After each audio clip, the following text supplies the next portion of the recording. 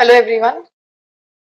So our today's topic of discussion is the types of solutions, and the types of solutions that we are going to discuss is on the basis of the Raoult's law.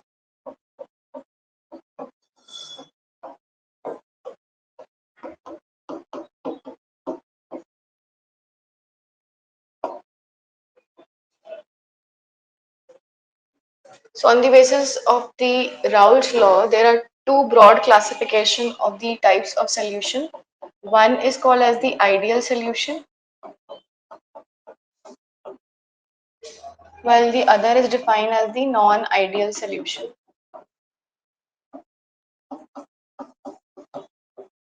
Now let us understand this concept by taking an example. Suppose we have two types of components. One is component A, while the other is component B. और इन दोनों ही components को mix करके हम एक solution prepare कर रहे हैं. And let us take that solution to be A plus B. Now, for example, हमने A का जो volume लिया है वो V1 है और B का जो volume लिया है V2 है. So दो possibilities हैं. एक possibility ये है कि A plus B की जो volume है वो V1 plus V2 के बराबर आ जाए. दैट मीन्स जब सोल्यूशन प्रिपेयर हुआ है तो किसी भी तरीके का पार्टिकल जो है वो सोल्यूशन में से एस्केप आउट नहीं हुआ, यानी कि जो net volume of the solution है that is the sum of the volume of their individual components. यानी कि अगर हम यहाँ पर डिफरेंस इन वॉल्यूम निकालेंगे सो हम उसे लिख सकते हैं कि डेल्टा V जो है that is involve during the mixing will be zero, क्योंकि the final volume that is prepared by mixing the components is equal to the initial volumes. तो वहां पर डेल्टा V की value that means delta V mixing is zero. Similarly अगर हम enthalpies की बात करते हैं, फॉर एग्जांपल A जो कंपोनेंट है उसके बीच में कोई फोर्स ऑफ अट्रैक्शन होगा, let us suppose take it as A dash, और B कंपोनेंट के बीच में भी कोई फोर्स ऑफ कंपोनेंट्स के बीच में कोई ना कोई फोर्स ऑफ अट्रैक्शन होगा, सपोज उसको हम ले लेते हैं B डैश. अब अगर मैं कहूं कि जो सोल्यूशन है A प्लस बी का उसके जो फोर्सेस हैं वो A डैश B डैश के ही बराबर हैं, that means A dash plus B dash के सम के बराबर है. तो उस कंडीशन में जो डेल्टा H मिक्सिंग होगा that will also be equal to zero, यानी कि मेरे मिक्सिंग के दौरान कंपोनेंट्स के किसी भी तरीके की इंथैल्पी का कोई भी चेंज नहीं हुआ है. We can also write it in the form that no heat is evolved और absorbed during the mixing of the components. यानी कि the change in the enthalpy as well as the change in the volume of the solution is zero. या फिर हम इसको ऐसे भी कह सकते हैं कि जो components A के force of attraction थे और जो components B के force of attraction थे वो equal हैं, जो कि solution में A और B के आपस में रहे होंगे. So these kind of solutions are defined as your ideal solution. यानी कि पहली कंडीशन है delta V mixing should be zero, दूसरी कंडीशन है delta H mixing should be zero, and the third condition we can write it as कि वो सारे के सारे सॉल्यूशंस जो कि राउल्ट्स लॉ को भी फॉलो करते होंगे, उन सारे ही सॉल्यूशंस को हम डिफाइन करते हैं as ideal solutions. Where as अगर हम नॉन आइडियल सॉल्यूशंस की बात करें सो पहला पॉइंट ऑफ डिफरेंस जो बनता है दैट इज कि नॉन आइडियल सॉल्यूशंस जो है वो राउल्ट्स लॉ को फॉलो नहीं करते हैं.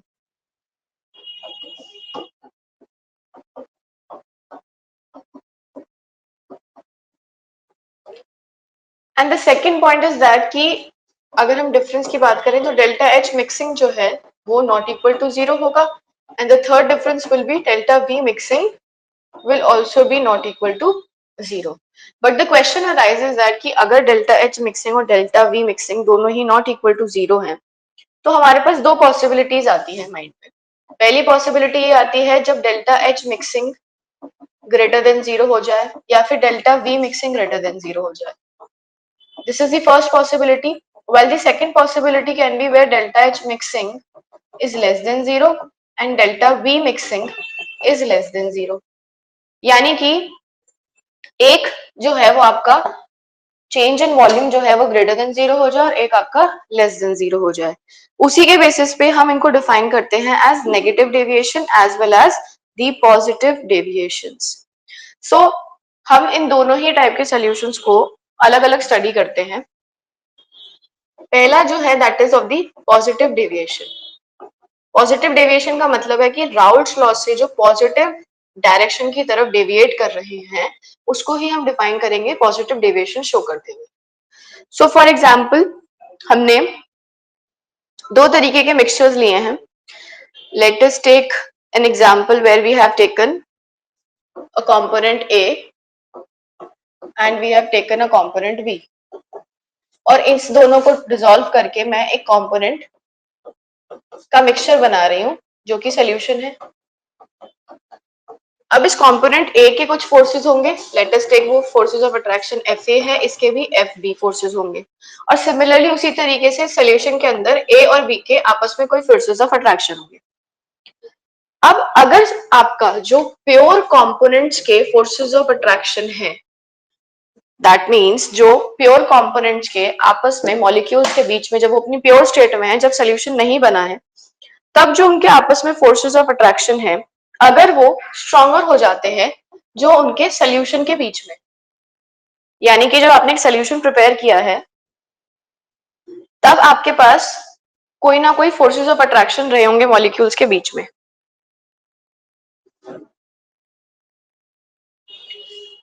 और दूसरे फोर्सेस तब रहे होंगे जब आपने एक सोल्यूशन बना दिया है। अगर ऐसी कंडीशन आती है तो उसी को हम डिफाइन करते हैं पॉजिटिव डेविएशन।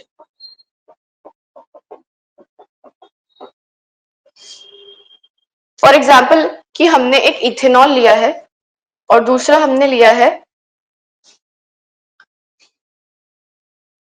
एसीटोन। इथेनॉल को अगर हम एसीटोन के साथ डिसॉल्व करते हैं, सो ये दोनों ही इस तरीके के कंपोनेंट्स हैं जिनके अंदर वंडरवल फोर्सेस ऑफ अट्रैक्शन है।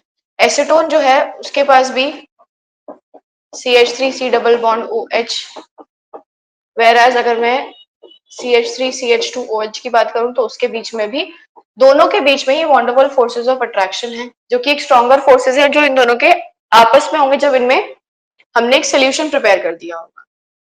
यानी कि हम ऐसे कह सकते हैं कि जो ए के जो फोर्सेस हैं वो आपके स्ट्रॉन्गर हैं बी के फोर्सेस से, यानी प्योर कंपोनेंट्स के जो फोर्सेस हैं वो स्ट्रॉन्गर हैं सोल्यूशन के फोर्सेस से, तो उसको हम डिफाइन करते हैं एज दी पॉजिटिव डेविएशन। यानी इन सारी कंडीशंस को हम लिख सकते हैं कि यहाँ पर delta we delta H in सबकी वैल्यूज जो है वो ग्रेटर देन होंगी 0 के। इसको हम ऐसे भी डिफाइन कर सकते हैं कि आपके पास जो ए यानी जो सल्यूट आपने लिया है, फॉर एग्जांपल ये आपने सल्यूट ले लिया है और ये आपने सॉल्वेंट ले लिया है, तो we can call it in this way also that AB interactions, that means the interactions that are present in the solution, we can write it in this way that interactions between A B are weaker than those in AA और BB। Okay, यानी कि solute और solvent के जो molecules के बीच में जो इंटरेक्शन है वो वीकर है जो सल्यूट सल्यूट के रहे होंगे आपस में या सॉल्वेंट सॉल्वेंट के रहे होंगे। ठीक है, weaker than that of pure state. So उनको ही हम बोल देते हैं पॉजिटिव डेविएशन शो करते हुए। जैसे कि एग्जांपल हमने देखा कि हमारे पास था जैसे मिक्सचर ऑफ इथेनॉल है और मिक्सचर ऑफ एसीटोन है। जब हम प्योर इथेनॉल की बात करते हैं तो प्योर इथेनॉल के पास हाइड्रोजन बॉन्डिंग है। ठीक है, जैसे ही आपने इसके अंदर एक एसीटोन ऐड कर दिया है तो ये एसीटोन क्या करेगा कि जो हाइड्रोजन बॉन्डिंग इथेनॉल के मॉलिक्यूल में हो रही थी ये उसको ब्रेक डाउन करना चाहेगा, और ब्रेक डाउन करके वो एक ऐसे फोर्सेस बनाएगा दोनों के बीच में जो कि हाइड्रोजन बॉन्डिंग से वीकर। सो यहाँ पे जो हमें सोल्यूशन मिलेगा उसके पास वीकर फोर्सेस होने की वजह से ये आपको पॉजिटिव डेविएशन शो करेगा। Okay, the next point is that कि अगर हम इनका ग्राफ बनाते हैं तो हमने जो राउल्स लॉ का आइडियल ग्राफ बनाया था उसी को हम पॉजिटिव डायरेक्शन में डेविएट करते हुए रिप्रेजेंट कर सकते हैं पॉजिटिव डेविएशन का ग्राफ। ये जो हमने ग्राफ बनाया था that was the graph where we were representing the Raoult's law, जिसमें एक कंपोनेंट 1 है जिसका मोल फ्रैक्शन 0 है, इसका मैक्सिमम है। दूसरे का मोल फ्रैक्शन हमने 1 ले लिया था और दूसरे का 0 है। तो अब पॉजिटिव डायरेक्शन में डेविएट हो रहा है, यानी जो ग्राफ के स्लोप्स है वो अपवर्ड डायरेक्शन में होंगे इस तरीके से, और दोनों की एक्सिस को जोड़कर जो हमें सोल्यूशन का वेपर प्रेशर मिल रहा था वही डेविएट कर देगा पूरे सोल्यूशन के वेपर प्रेशर से। सो इस तरीके से हम रिप्रेजेंट कर सकते हैं पूरे सोल्यूशन के वेपर प्रेशर। यानी हम ऐसा कह सकते हैं कि जब आइडियल डेविएशन होता है तो जो सोल्यूशन का वेपर प्रेशर होता है वो ग्रेटर देन हो जाता है जो उसकी आइडियल कंडीशंस में रहा होगा। On this axis we are drawing the vapor pressure and this represents the mole fraction. Okay, the opposite or the next type of solution is the one that shows the negative deviation.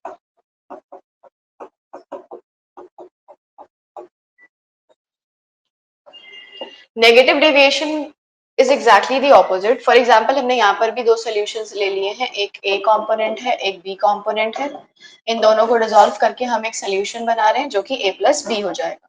Let us suppose इसमें FA forces हैं, इसमें भी FB forces हैं, और इनमें जो दोनों के बीच में होंगे let us take it कि FAB forces हैं। तो इसका exactly opposite होगा कि अगर FAB के forces greater than हो जाएंगे FAA से या फिर FBB से, यानी प्योर कंपोनेंट के जो फोर्सेस हैं वो वीकर हो जाएंगे हमारे सोल्यूशन के फोर्सेस से। The forces of attraction between the solvent and the solute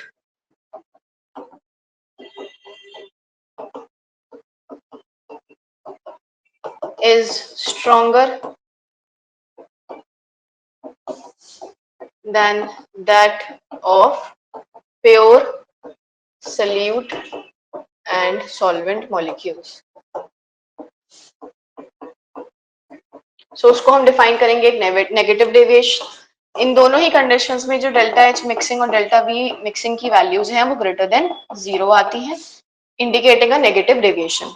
इसका एग्जांपल काफी फेमस है हमारा, जो कि एग्जामिनर काफी ज्यादा पूछता है, वो है कि जब हम एक एसीटोन के मॉलिक्यूल को, यानी एक सोल्यूट हमने एसीटोन लिया है और दूसरा सॉल्वेंट हमने ले लिया है क्लोरोफॉर्म, अगर हम एसीटोन को क्लोरोफॉर्म के साथ मिक्स करते हैं तो किस टाइप का डेविएशन शो होता है। सो अगर आप दोनों ही मॉलिक्यूल्स को देखेंगे तो दोनों ही मॉलिक्यूल्स के अंदर CH3 C double bond O CH3 है, वॉन डेर वाल्स फोर्सेस है, और क्लोरोफॉर्म में अगर हम देखेंगे तो CH3Cl, that means dipole dipole forces. अब अगर आपने इन दोनों का मिक्सचर बना दिया है तो मिक्सचर जब बनेगा तो एक आपके पास एक ऐसा सोल्यूशन होगा जिनके बीच में हाइड्रोजन बॉन्डिंग होगी, और वो हाइड्रोजन बॉन्डिंग जो है वो किस तरीके से रिप्रेजेंट होगी, that will be represented as like this. यानी कि जो क्लोरोफॉर्म का हाइड्रोजन है ये ऑक्सीजन के साथ हाइड्रोजन बॉन्डिंग शो कर देगा, और हाइड्रोजन बॉन्डेड फोर्सेस जो हैं वो स्ट्रॉन्गर फोर्सेस होंगे in comparative to that which are present in the pure solute as well as the solvent molecule. So इस टाइप का जो डेविएशन होता है उसको हम बोल देते हैं negative deviation. Okay, now let us talk about the graph that we can draw for the negative deviation. Negative deviation का ग्राफ में हमारे पास जो हमारा आइडियल ग्राफ होता है for the Raoult's law, that is like this and the another component like this, और ये हमारा रिप्रेजेंट करता है सोल्यूशन का। So यहाँ पे अगर एक कंपोनेंट का मोल फ्रैक्शन 0 है, दूसरे का मैक्सिमम होगा, इधर वो ऑपोजिट हो जाएगा 1 and this will be 0. This axis represents the vapor pressure and this will represent the mole fraction. Okay. अब नेगेटिव डेविएशन का मतलब है कि जो एक्सिस है वो बीनीथ जानी चाहिए, यानी कि आपका ग्राफ के लोअर एंड पर आपको नेगेटिव डेविएशन रिप्रेजेंट होगी, और ये जो लोअर एक्सिस है यही आपको रिप्रेजेंट करेगी वेपर प्रेशर ऑफ सॉल्यूशन। और इसका डाउनवर्ड डायरेक्शन में जाने का मतलब है कि यहाँ पर आपके पास एक नेगेटिव डेविएशन इंडिकेट हो रही है। So this is all about the types of solution, and these types of solutions are basically on the application, or I can call it on the concept of Raoult's law. Raoult's law के basis पे हमने दो तरीके के solutions define किए थे, एक ideal किए थे, एक नॉन आइडियल किए थे। नॉन आइडियल सॉल्यूशंस के बेसिस पे दो थे, एक थे जिसमें पॉजिटिव डेविएशन था और दूसरे में जिसमें नेगेटिव डेविएशन था। So for the positive deviation जो प्योर सोल्यूट और सॉल्वेंट के जो मॉलिक्यूल्स का फोर्सेस है वो स्ट्रॉन्गर है, वेयर एज नेगेटिव डेविएशन के लिए जो सॉल्यूशन है उसके बीच में जो फोर्सेस है मॉलिक्यूल्स के बीच में वो आपका स्ट्रॉन्गर हो जाते हैं। That means the forces of attraction between the solute solvent molecule, जब हम सोल्यूट और सॉल्वेंट के मॉलिक्यूल्स की बात करते हैं तब हम सोल्यूशन के फोर्सेस के बारे में बात कर रहे होते हैं। Okay, now there is another very famous term and that is azeotropes. Azeotropes भी एक लिक्विड्स होते हैं और ये एक स्पेशल क्वालिटी के लिक्विड्स इसीलिए हैं क्योंकि एक ऐसे लिक्विड्स होते हैं जिनका सेम कॉम्पोजिशन रहता है, यानी कि चाहे आप इनकी वेपर फेज की बात करें, चाहे आप इनकी लिक्विड फेज की बात करें, दोनों ही फेजेस में इनका जो कॉम्पोजिशन होगा वो सेम होगा। Vapour phase as well as liquid phase has same composition. For example इसको ऐसे रिलेट कर सकते हैं कि अगर आपने कंटेनर के अंदर 8 लीटर वाटर डाला है और आप उसकी फिजिकल स्टेट लिक्विड से चेंज कर रहे हैं गैशियस में, तो ऑब्वियसली वो गैशियस स्टेट में जैसे ही चेंज हो रहा था उसके नंबर ऑफ मॉलिक्यूल या नंबर ऑफ मोल्स जो है वो कन्वर्ट हो रहे हैं इनटू वेपर फेज, यानी कि उस टाइम पे हम ये कह सकते हैं कि जो कॉम्पोजिशन है वो चेंज हो रहा है। लेकिन एजियोट्रोप्स एक स्पेशल क्वालिटी के सोल्यूशंस होते हैं जिनमें आपका सोल्यूशन के अंदर या फिर हम कहें प्योर फेज के अंदर उनका कॉम्पोजिशन जो है वो सेम रहता है, चाहे हम उनको लिक्विड स्टेट में देखें चाहे हम उनको वेपर फेज में देखें, और इसीलिए इनको हम नॉर्मली सेपरेट आउट नहीं कर सकते हैं, यानी कि we cannot separate them using distillation, cannot be separated using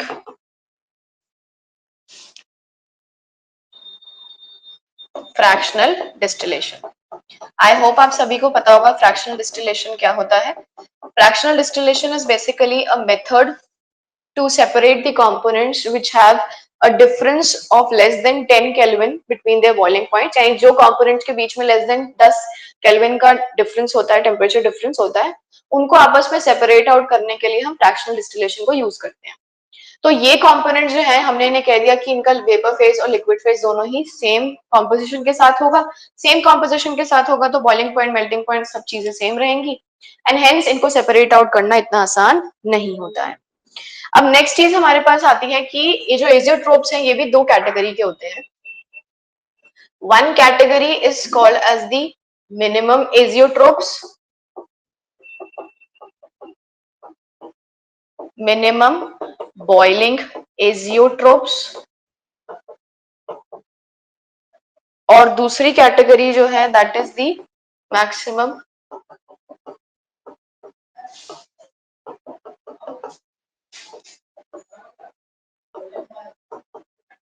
azeotropes. Okay,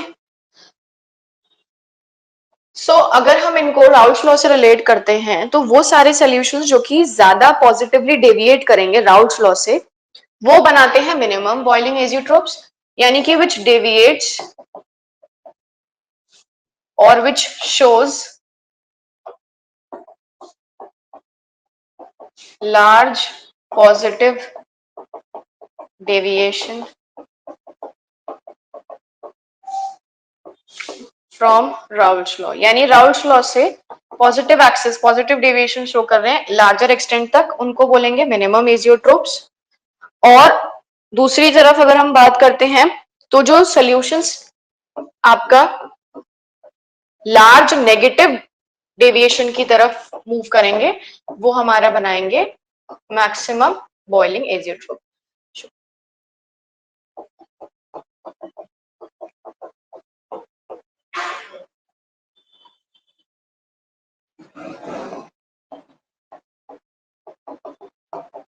These are defined as maximum boiling azeotrophs. Okay, यानी कि जो आपका ज्यादा पॉजिटिव डेविएशन की तरफ मूव करेंगे वो मिनिमम एजियोट्रोप्स, और जो मैक्सिमम होंगे वो आपका नेगेटिव डायरेक्शन की तरफ मूव करेंगे। सो इन दोनों ही सॉल्यूशंस को हम डिफाइन करते हैं एजियोट्रोप्स। अगर मैं पॉजिटिव डेविएशन की बात करूं, यानी if I talk about the minimum azeotropes, तो उसमें हमारे पास इथेनॉल वाटर का जो सोल्यूशन है वो आपका बन जाता है मिनिमम एजियोट्रोप का। वेराज अगर मैं पॉजिटिव यानी कि अगर मैं मैक्सिमम एजियोट्रोप्स की बात करूं, तो इसमें हमारे पास एग्जांपल आ जाता है नाइट्रिक एसिड का और वाटर का, यानी कि 68% नाइट्रिक एसिड को जब आपने डिसॉल्व किया है 32% वाटर के साथ। ये एग्जांपल हो जाता है हमारा मैक्सिमम। अब ये मैक्सिमम क्यों है, क्योंकि ऑब्वियसली जब आप नाइट्रिक एसिड को वाटर में डिसॉल्व करोगे तो एक ऐसा सोल्यूशन बनेगा जिसके अंदर हाइड्रोजन बॉन्डिंग होगी, वो एक स्ट्रॉन्गर फोर्सेस हो जाएंगे जो वाटर के और नाइट्रिक एसिड के अपनी प्योर स्टेट में होंगे। सो बेसिकली मैक्सिमम और मिनिमम एजियोट्रोप्स आइडेंटिफाई करने के लिए आपको बस ये देखना है कि कौन पॉजिटिव डेविएशन शो कर रहा है और दूसरा कौन नेगेटिव डेविएशन शो करता हुआ जाएगा। Okay, so I hope you have understood today's topic. So if you have any doubt, you can please mention in the comment section. We will definitely solve all your queries. Thank you.